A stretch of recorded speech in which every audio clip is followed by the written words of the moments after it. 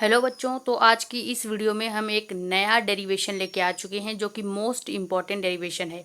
इसके पहले हमने दो डेरिवेशन करा रखा है। अगर आपने वो वीडियो नहीं देखा है तो पहले वो देख लें, क्योंकि जो पहला डेरिवेशन हमने कराया था कूलाम का नियम, वो वाला फार्मूला, और जो विद्युत क्षेत्र की तीव्रता वाला फार्मूला है, दोनों ही फार्मूला यहाँ पे यूज होने वाले हैं। तो दोनों फार्मूला आपको तभी पता चलेगा जब आप इसके पहले जो लेक्चर पढ़ चुके हैं वो लेक्चर आप देख के आएँ। और अगर आप पहली बार इस चैनल पर विजिट कर रहे हैं तो चैनल को जरूर सब्सक्राइब कर लें और वीडियो में एक छोटा सा कमेंट कर देना आपको वीडियो कैसे लगी, और वीडियो को लाइक कर देना।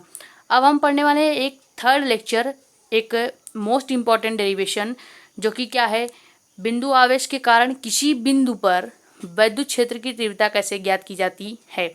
इसके पहले हमने क्या देखा, विद्युत क्षेत्र की तीव्रता, लेकिन अब हम क्या देख रहे हैं कि बिंदु आवेश जो है, एक पॉइंट चार्ज के कारण किसी बिंदु पर विद्युत क्षेत्र की तीव्रता क्या होगी। इसके लिए हमें एक छोटा सा डायग्राम बनाना पड़ेगा जो कि इस तरह से बनेगा। इसमें हम देखिए कोई बिंदु क्या ले रहे हैं, ओ। इस बिंदु ओ पर पहले हमने क्या लिया, प्लस क्यू चार्ज। इस प्लस क्यू चार्ज से आर दूरी पर, कितनी दूरी पर, मैक्सिमम आर दूरी पर एक बिंदु हमने क्या लिया, पी।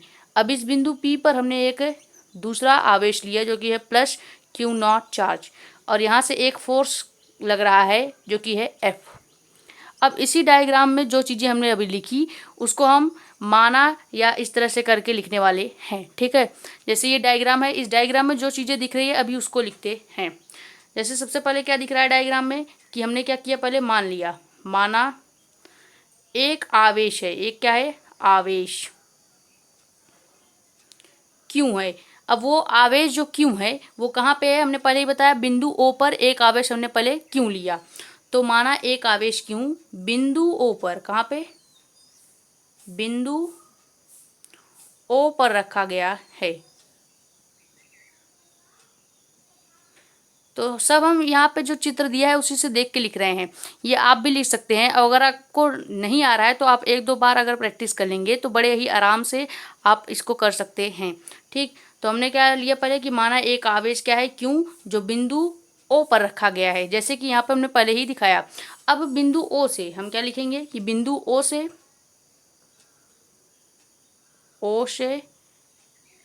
कितनी दूरी पर, आर दूरी पर, आर दूरी पर हमने क्या लिया, एक बिंदु पी है। देखो यहाँ पे आर दूरी है, और आर दूरी से हमने एक नया बिंदु लिया जो कि है बिंदु पी। तो आर दूरी पर एक बिंदु पी है। अब इस बिंदु पी पर ही हमको क्या ज्ञात करनी है, इसी बिंदु पी पर हमको ज्ञात करना है विद्युत क्षेत्र की तीव्रता।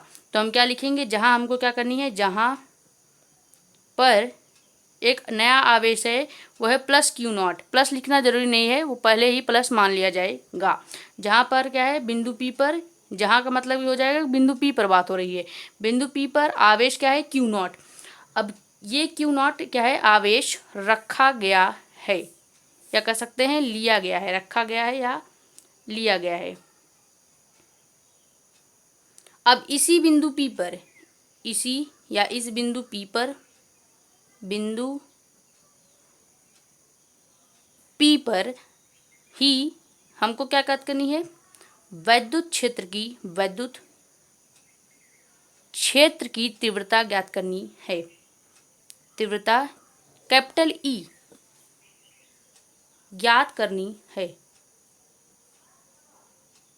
अब एक नया चीज हमको यहाँ पे मानना पड़ेगा, जो कि ये मानना जरूरी है क्योंकि तभी आपको पता चलेगा कि आगे जो के है उसकी वैल्यू कैसे निकालेंगे।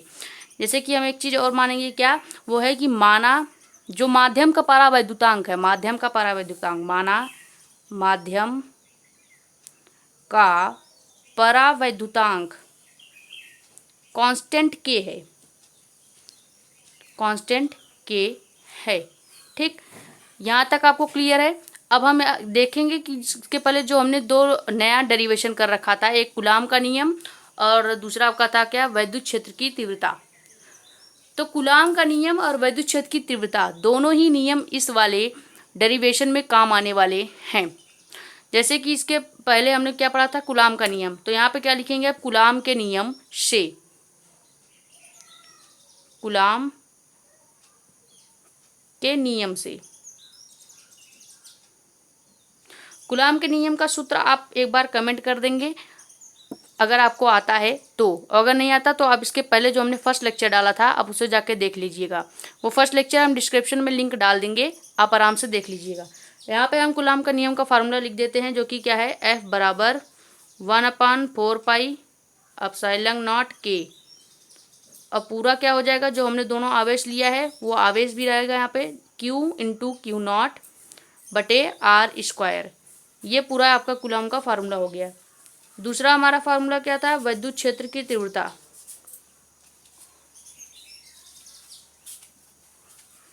विद्युत क्षेत्र की तीव्रता ये भी हमने कल वाले लेक्चर में कराया था।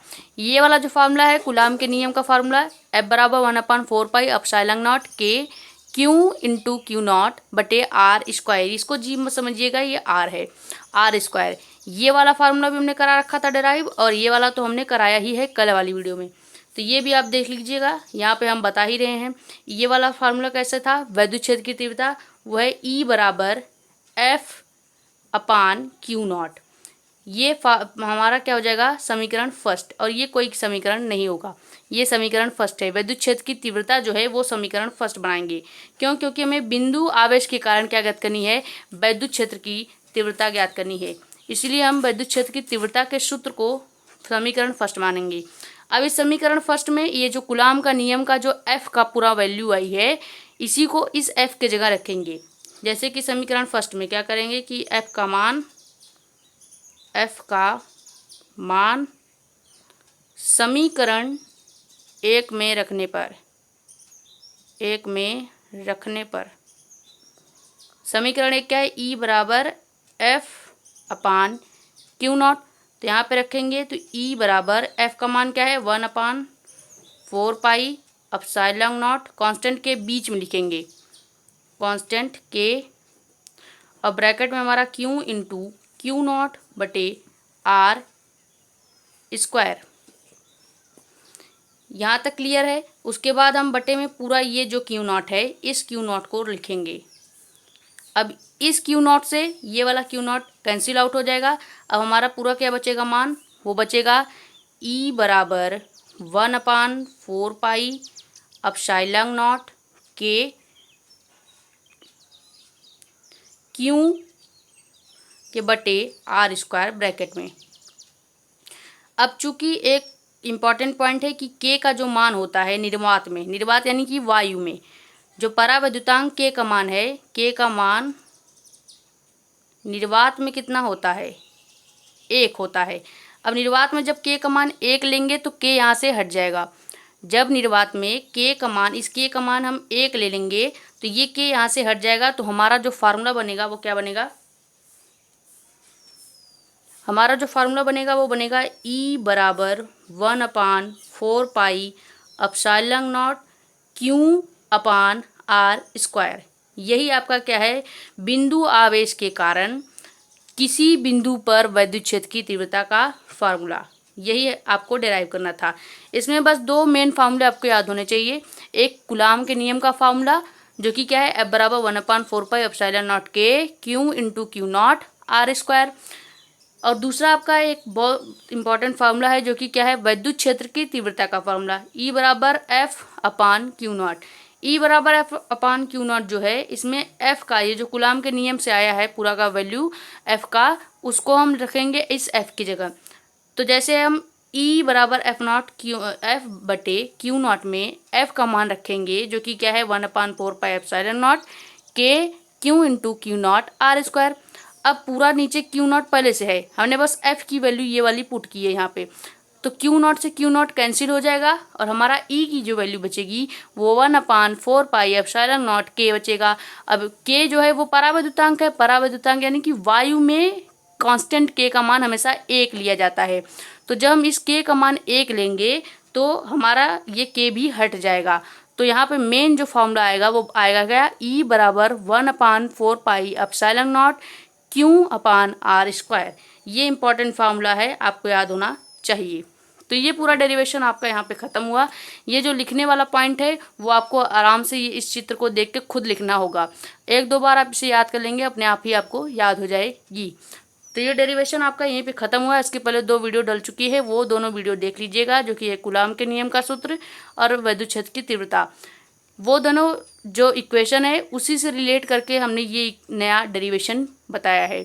तो फिजिक्स में जब आप कोई भी चीज़ रिलेट करके पढ़ते हैं तो बड़े आसानी से आपको समझ में आती है। जैसे कि हमने ये दोनों फार्मूला अगर आपको नहीं बताया होता, डायरेक्ट ये वाला डेरिवेशन बता देते तो कभी आपको समझ में नहीं आता कि कूलाम का नियम कहाँ से आया और विद्युत क्षेत्र की तीव्रता का नियम कहाँ से आया।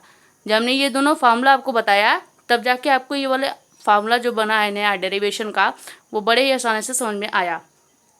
तो अभी आज के लिए बस इतना ही है। मिलते हैं अगले नेक्स्ट वीडियो में, जो कि इससे कई ज़्यादा होगा इम्पॉर्टेंट। और ये जो आपका डेरिवेशन है ये बोर्ड एग्जाम में 5 नंबर का आता है, 5 या 3 नंबर का तो ज़रूर ही आएगा, और ये वाला आता है हर बार।